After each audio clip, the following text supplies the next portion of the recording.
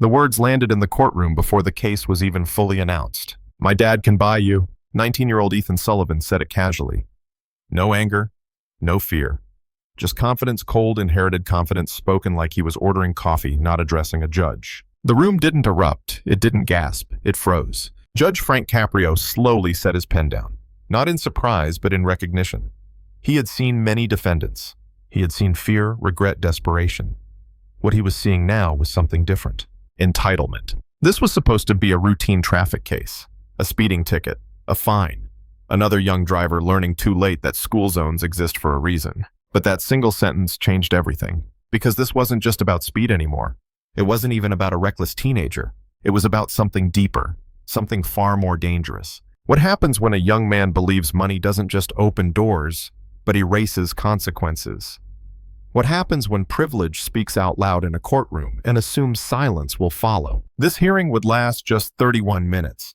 From the moment the case was called to the moment handcuffs closed around Ethan Sullivan's wrists. And in those 31 minutes, Judge Frank Caprio would draw a line so clear that the entire country would feel it. Before we go any further, let me ask you something. Do you believe justice should ever be negotiable?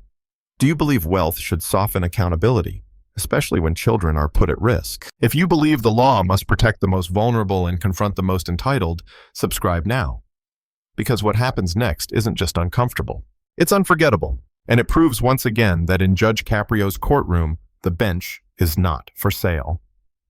The morning started like any other school day on Elmwood Avenue. Parents were rushing. Backpacks bounced against small shoulders. A crossing guard stood at the curb holding a stop sign steady as children stepped off the sidewalk and into the street. The yellow school zone beacon was flashing. Active hours.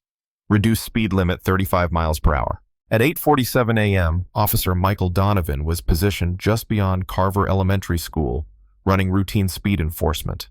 Nothing dramatic, nothing unusual, just another attempt to slow drivers down long enough to keep children safe. Then the LiDAR flashed. 68 miles per hour. Not 40, not 50, 68. Nearly double the posted limit, straight through an active school zone with approximately 20 children present. Officer Donovan looked up just in time to see a black sports sedan streak past the crossing guard, its engine whining, its driver never touching the brakes. In a place designed for patience and caution, speed had replaced judgment. The officer activated his lights and siren. The vehicle didn't stop. It continued for nearly 2 full blocks before finally pulling into a parking lot, as if the driver were deciding whether stopping was worth his time. When Officer Donovan approached the driver's side window, he saw a young man behind the wheel, calm, relaxed, almost bored. This was Ethan Cole Sullivan, 19 years old. The officer asked for license and registration. Ethan didn't reach for either. Instead, he leaned back slightly and said, "Call my lawyer first." Officer Donovan explained patiently that traffic stops didn't work that way.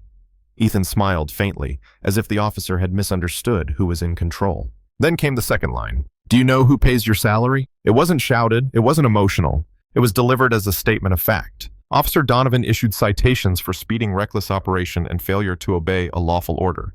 Ethan accepted them without protest, already typing on his phone before the officer returned to his cruiser. At 9:02 a.m., 15 minutes after nearly doubling the speed limit past a group of school children, Ethan sent a text message. "Got cited. He'll make calls. Don't sweat it." The contact was saved as Dad. This wasn't panic. This wasn't fear. This was expectation. 36 minutes later, the court received its first call. Then a second. Then a voicemail. All from the legal team representing Sullivan Capital Group. All requesting a quiet resolution. By the time Ethan walked into Judge Frank Caprio's courtroom later that morning, the groundwork had already been laid. Lawyers had spoken. Messages had been sent. The system, as Ethan understood it, was already working. This wasn't his first ticket. Court records showed 3 prior speeding citations in the last 18 months. None required his presence. All were marked resolved by counsel. No personal accountability, no lesson learned, just money stepping in where responsibility should have stood. What made this case different wasn't just the speed. It wasn't even the school zone. It was the pattern. A young man who had never been told no. A system he believed could be handled quietly.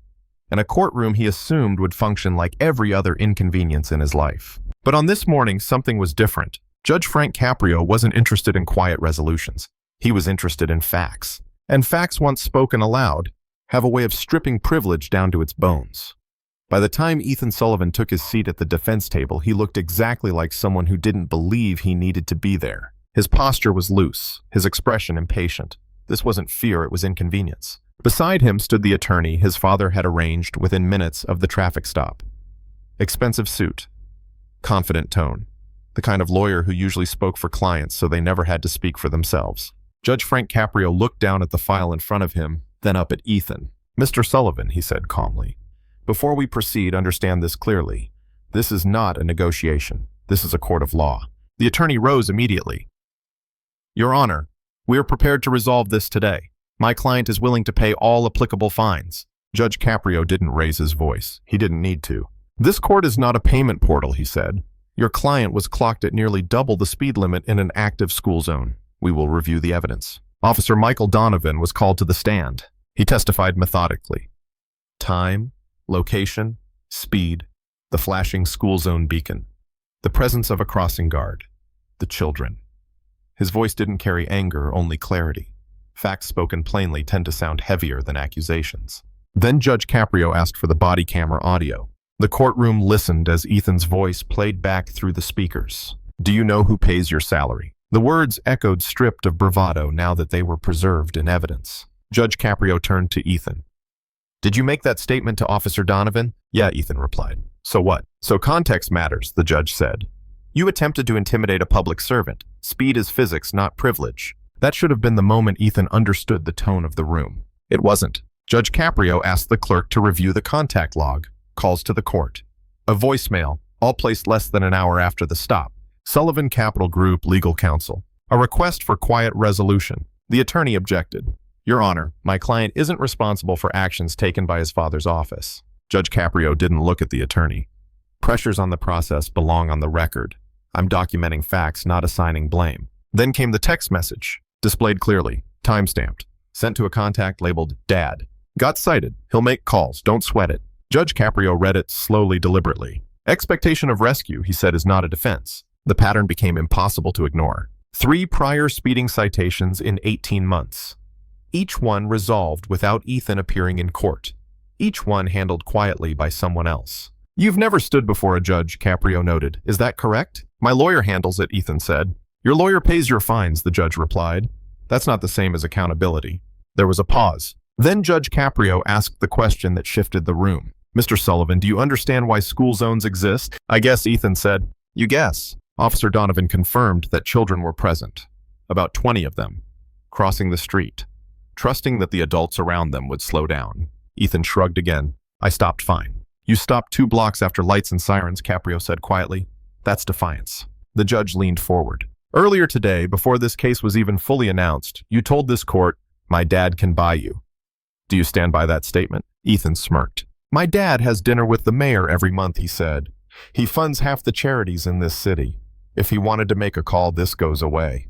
The clerk read the statement back into the record, word for word. And in that moment, the case stopped being about speeding. It became about power, and whether it would be challenged or allowed to speak freely in a courtroom. For several seconds after Ethan Sullivan finished speaking, no one said a word.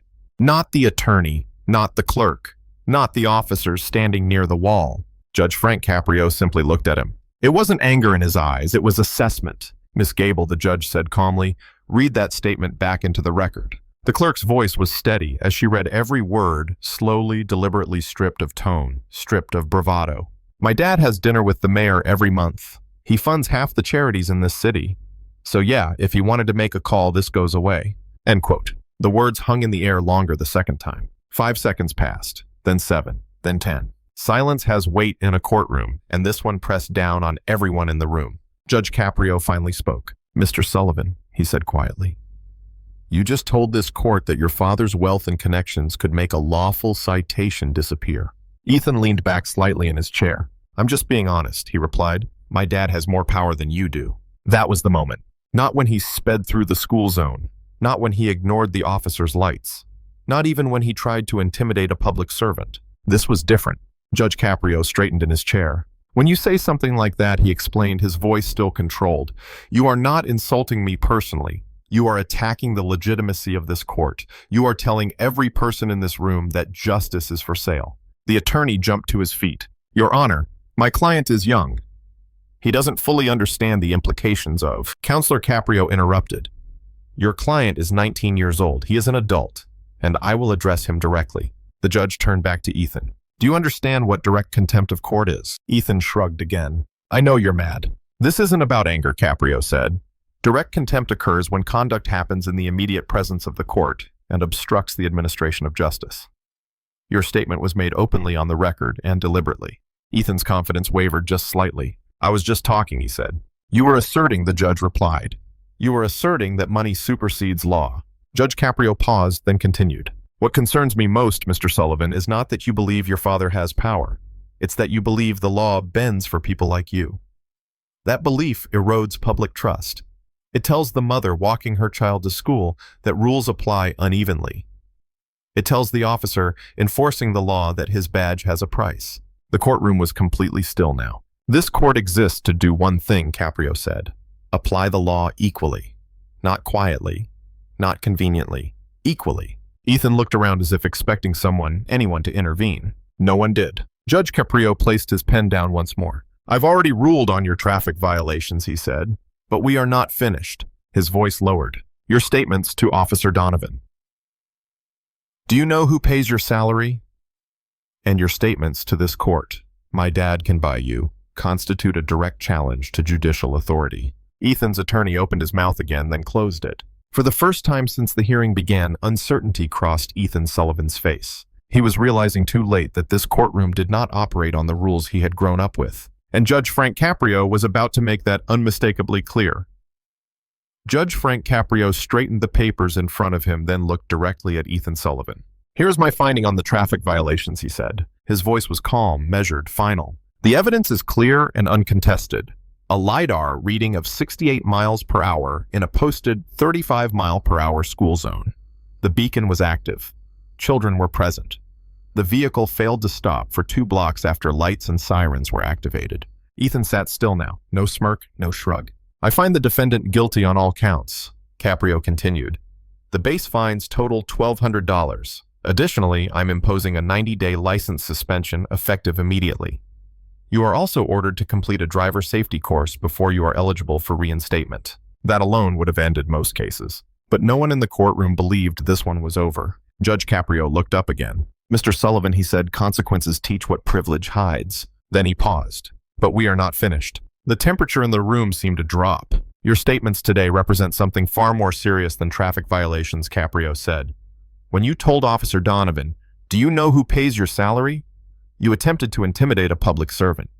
When you told this court, my dad can buy you, you attacked the legitimacy of the judicial system itself. He leaned forward slightly. You didn't just insult me, you told every person in this courtroom that justice is for sale. Ethan swallowed. Direct contempt of court. Caprio continued, is conduct that occurs in the immediate presence of the court and obstructs the administration of justice. Your conduct was deliberate. It was not a misunderstanding.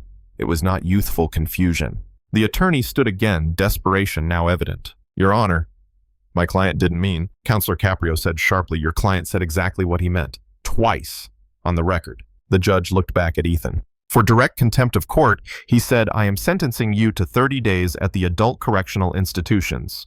You will be eligible for review after 15 days contingent on demonstrated reflection and compliance. The words didn't register at first. Then the courtroom went silent. Officer Bryant Caprio said, take Mr. Sullivan into custody. Ethan's face changed in real time. Confidence collapsed into confusion. Confusion into fear. Wait, what? He stammered. You can't do this. My dad will. Your dad will do nothing, Caprio replied without looking up. This is direct contempt. It is immediate. The sound of handcuffs clicking echoed through the room. Once, then twice. Ethan's expensive shoes scraped softly against the marble floor as he was turned toward the side door. His hands shook. His eyes searched the courtroom for help. No one moved. Make a note, Judge Caprio said calmly. For the record, the time is now 10:31 a.m. 31 minutes from the call of the case to custody. The door closed behind Ethan Sullivan. Next case, Caprio said. And just like that, the lesson was delivered not in words, but in consequence. Ethan Sullivan's first night at the adult correctional institution stripped away everything his money had always insulated him from. No tailored clothes, no private phone calls, no soft lighting or quiet conversations. Just a standard issue jumpsuit. A metal bed bolted to the floor, fluorescent lights that never fully turned off. For the first time in his life, nothing could be handled quietly. He sat on the edge of the bed and stared at the cinder block wall, replaying the words that had carried him there. "My dad can buy you." Words that once felt powerful now echoed as a mistake with weight. 15 days later, Ethan appeared before Judge Frank Caprio, again this time on a video screen from the facility. His hair was unkempt, his posture different. Gone was the casual confidence. "Mr. Sullivan Caprio said you requested this review. The question before me is simple. Have you reflected?" Ethan looked into the camera. "I was wrong," he said. "I thought money meant power. I thought my father's success meant I didn't have to follow the same rules. I endangered children, I disrespected a police officer, and I insulted this court. I'm ashamed." Caprio studied him for a long moment. "Are those your words?" the judge asked, "or did someone write them for you?" "They're mine," Ethan replied. "I've had 15 days to think." "Good," Caprio said quietly. "Shame is the beginning of change." The judge reduced Ethan's custody to time served, but replaced punishment with responsibility. 200 hours of community service as a school zone crossing guard at the very intersection where he had once sped through without a second thought. In-person apologies. A public safety announcement stripped of family names and influence. A written reflection reviewed by the court. Ethan accepted every condition. Over the next 4 months, he stood in the cold morning air holding a stop sign while children crossed the street safely in front of him. Parents recognized him. Some nodded, some said nothing. All of them watched. He apologized to Officer Donovan face to face. "Thank you for coming," the officer said. "I hope you mean it." Ethan did. When he returned to court for final review, he stood straighter. "I learned that rules aren't obstacles," he told Judge Caprio. "They're protections. And when you tell a judge, 'My dad can buy you,' you're not showing power. You're showing you don't understand it." Caprio nodded. "You stopped borrowing power," he said, "and started earning character." The case was closed, but the message remained. School zone speeding dropped. Court guidance spread statewide. And one sentence echoed beyond that courtroom. The bench is not for sale. If this story reminded you that justice still exists, share it. If you believe no one should be above the law, subscribe. And tell us, was 30 days too harsh or exactly what he needed? Because accountability doesn't destroy futures. It corrects them.